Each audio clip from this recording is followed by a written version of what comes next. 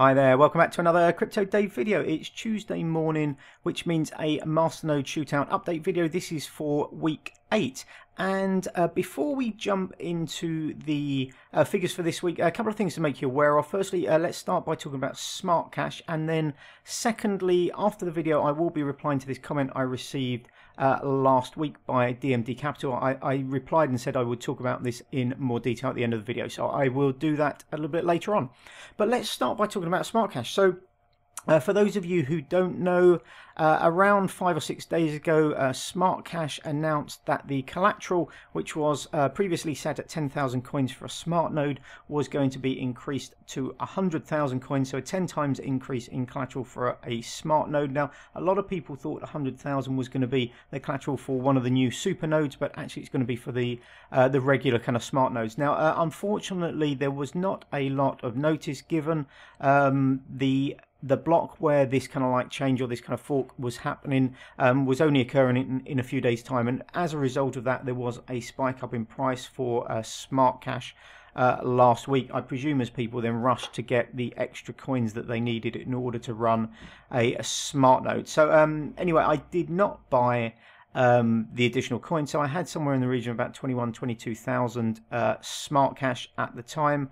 And I certainly wasn't going to buy at the sort of slightly inflated price of last week. Now, as of about 4 or 5 days ago, I switched off my smart node, so I no longer have a Smartcash smart node running. So a little bit disappointing. That's 2 coins of these 6 which have had issues since the beginning of the year. So the first one was a Chroma, which we were going to have originally as one of our Masternode coins, basically stopped paying out 1st of January, so we replaced that with a Vulcano.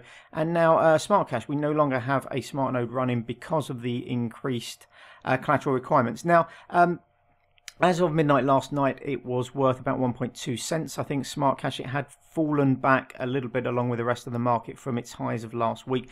Now, if that goes back under a cent, I think I may well buy back in later this week. So I think there's quite a strong possibility it could drop back to about 0.9 of a cent, in which case I probably will buy the increased collateral. So 100,000 coins would be at 0.9 of a cent, $900. So I might buy back. If I do that, then I'll reflect this kind of going forward. I'm not sure. We'll have to change these kind of figures, and we'll find a way of doing that going forward.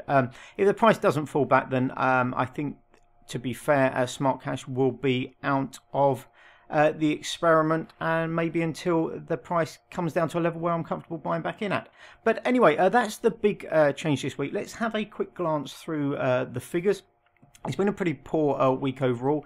Firstly, Vulcano, 641 and a quarter coins, worth $2.36.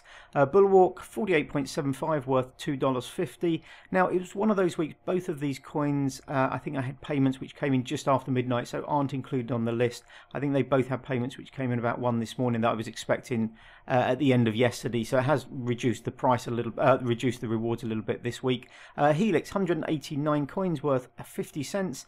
Linda, 16,000, worth $5.59. Smartcash, only a couple of rewards before we switched off the Masternode, so 31.88, worth 36 cents. And finally, Syndicate, 44.8 coins, worth $1.04. And that's a grand total this week of $12.35, which, as you can see here, is by far our worst week. Now, down in some manner to the kind of the price across the kind of board. We had a nice kind of rise up last week a little bit, but then the price obviously came back down on Sunday with Bitcoin and everything else kind of dropping. But really, just the fact that these two just missed out on stake rewards last week, which will go into next week. So I imagine next week's rewards will be a little bit higher, but a little bit of a disappointing week, particularly with the Smartcash news this week. The overall positions this week, Helix has climbed back up into first position, so it lost that last week to Vulcano. Vulcano has dropped down into number 2.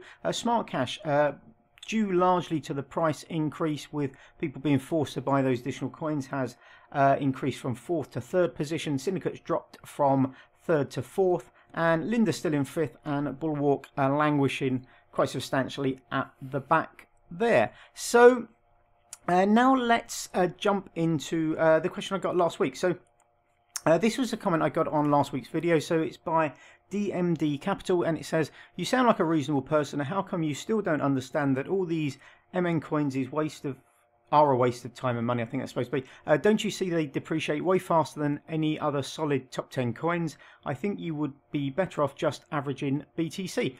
Excuse me. So first of all, thanks very much for your comment. Somebody did post quite a rude reply to this, which I deleted.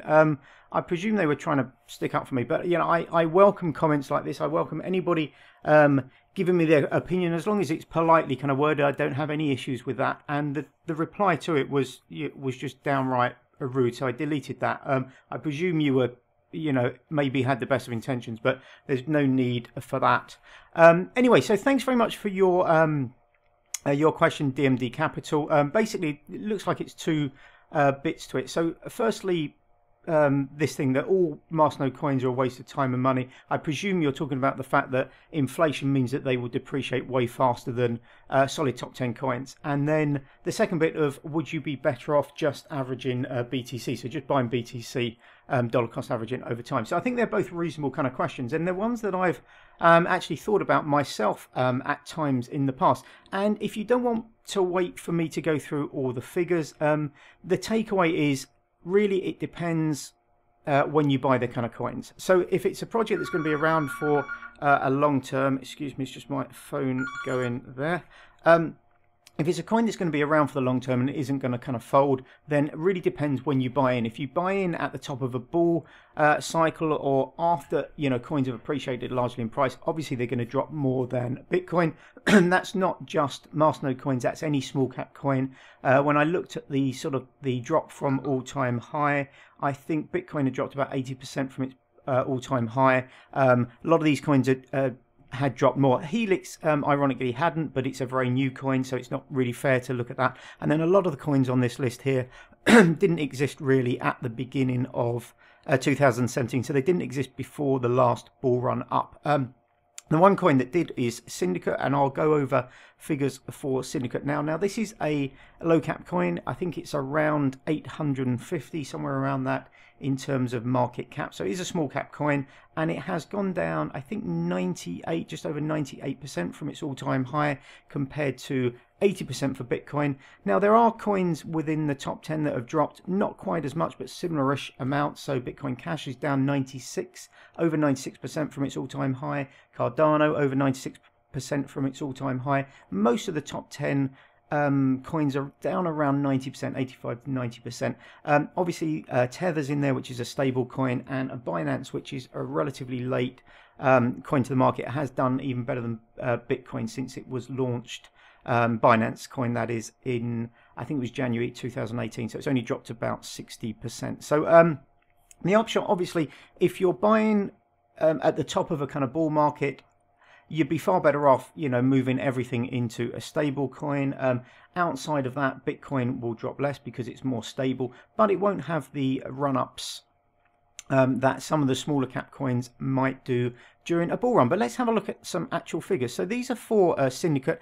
As I mentioned, I use Syndicate because it's been around for the longest out of the 6 coins in my Masternode Shootout series. So I've picked the figures from 3 different kind of positions. So this is the beginning, or this is when the figures started appearing on CoinMarketCap. So that's where I've grabbed these figures from. And then I've done 2 different sort of scenarios. So best case and worst case, really. So this was at the beginning of 2017, so beginning of Jan 2017. This was before we had the big run up in price of kind of Bitcoin and all the altcoins. And then worst case kind of scenario, so if you bought basically at the beginning of January 2018, and this was when all these small cap coins had increased so much. So let's go through some figures. So the coin launched on CoinMarketCap. It was July 2016, and at the time, if you invested $1,000, so this is what I've basically said, if you invested $1,000 into Bitcoin, you'd have got 1.5 Bitcoin approximately, or 185,000 Syndicate. As you can see here, 185 Syndicate, that was the price. 801 Satoshis equals 1.482, so roughly 1.5 Bitcoin.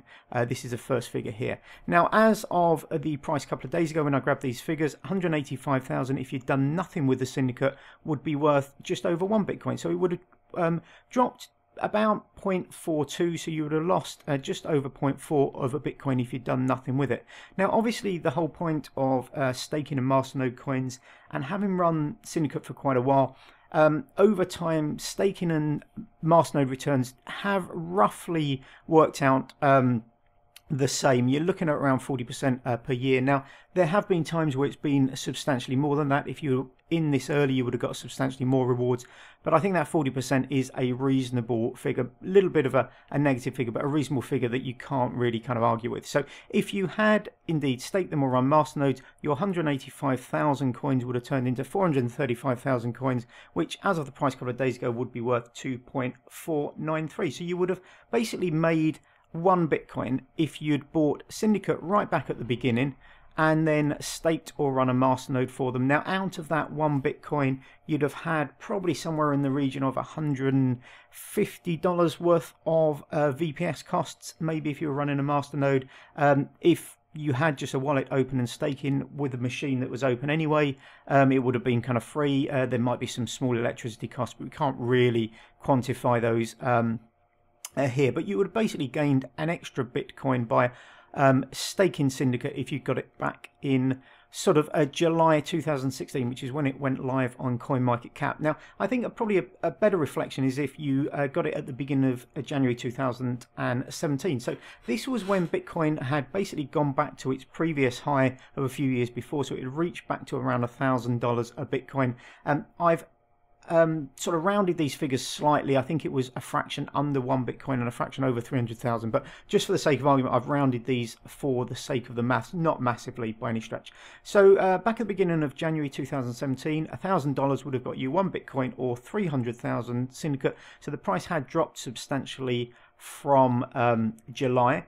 Now, if you'd, first line here, just showing you 300,000 is approximately equal to 1 Bitcoin.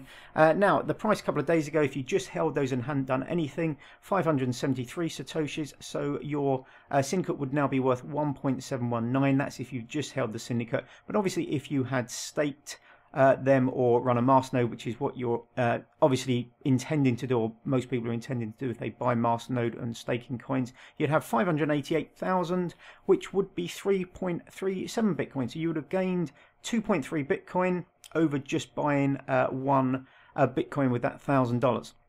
Now, this is kind of like best case scenario. So this is basically, we were buying these coins here before they had those kind of big bull runs up. So this was sort of a little bit before that. This was sort of like at the beginning of the kind of bull run, and obviously a lot of small cap coins went up substantially more than Bitcoin during this period. Now, worst case scenario, so we're looking now at January 2018, where $1,000 would have bought you 0.07 Bitcoin, or literally just under 1,500 Syndicate. So you can see there, 1,492 Syndicate, basically worth 0.07 Bitcoin. And those same coins, as of a couple of days ago, if you hadn't done anything with those things, it would be worth 0.00854,916. So you would have lost substantially in Bitcoin. If you'd staked them or run Masternode, which is what most people would have done if they bought a coin like this, you would have 0.011 or 0.012 rounded up. So again, substantially down on what you would have held if you just bought Bitcoin directly. Now, this goes really without saying, but if you buy a small cap coin at the peak of a bull run, it's going to drop during a bear market more than Bitcoin. Bitcoin is more stable, it has better fundamentals, there's more volume there, so it will not drop in price as much as smaller cap coins. However, you don't necessarily benefit as much during a bull market. So at the moment, I think we're probably in an accumulation kind of phase. We've had a very big bear market. We don't really know where the bottom is completely in, but I think if you are looking at Masternode coins or small cap coins in general, now, yeah, and this isn't financial advice, is probably a reasonable time to start accumulating. As we can see from these figures here, if you don't actually stake the coins, you're losing out on the vast majority of your return. So if you bought right at the beginning, you'd have lost half a Bitcoin if you just held them. If you'd actually staked them, you'd have gained a Bitcoin. And then from the beginning of 17, you know, if you just held them, you would have made a bit, because you know, a lot of small cap coins went up more than Bitcoin during that bull run. But if you'd staked them as well, you know, the difference between 1.7 Bitcoin and 3.3, or the difference here between 1 Bitcoin and 2.5 Bitcoin. So if you are interested in staking and or Masternode coins, you know, make sure you do actually stake them. There's no point dipping into these kind of coins, I think, really during the top of a bull run. I think that's the same for most coins, regardless of whether they are Masternode and staking coins. I think a lot of the kind of like the negativity really is because people have started looking at these coins in respect to the last kind of year where we've been in a bear market, and everything apart from stable coins and possibly Binance has performed a lot worse than Bitcoin. But thank you, DMD Capital, for your question. I hope this sort of outlines a little bit more detail with actual kind of figures, some of the kind of pits and the pitfalls of not just Masternode coins, but staking coins. I think the other question may be with regard to Masternode or staking coins is inflation. Now, none of the coins in my list here are massive inflation coins. There are a lot of Masternode coins and staking coins that have, you know, thousands of % of growth. And, you know, I completely agree that I think those are, you know, a very, very short-term kind of projects. Now, these are mainly around the kind of 40%, some a little bit higher, some a little bit lower. There are some coins, stuff like Dash, you know, the larger kind of cap ones, and Pivx, which have far lower returns than that. But at those kind of sort of levels of return, I don't think inflation takes as bigger as big a part in the terms of the long-term price of the coin as the kind of market we're in. So during a bull market, you know, all these coins are going to do well. During a bear market, they're all going to do quite poorly. But the difference between just holding the coins and then staking, which is or running a Masternode, so the difference in the number of coins you get out at the end of that market is quite dramatic. I was quite surprised here. So, you know, the difference between 300 and almost 600,000 over a period of kind of 2 years, or even more so here, 2.5 years. So those coins do accumulate quite quickly if you are staking them. Anyway, hopefully that answered some of your questions. Thanks very much for watching. Apologies if this has waffled on a little bit, but I thought it was quite interesting to actually grab the figures and see for myself, you know, the potential differences between buying at different points. Anyway, thanks very much for watching. Give me a thumbs up, that would be great, and hopefully I will see you on the next video. Have a great day. Bye bye.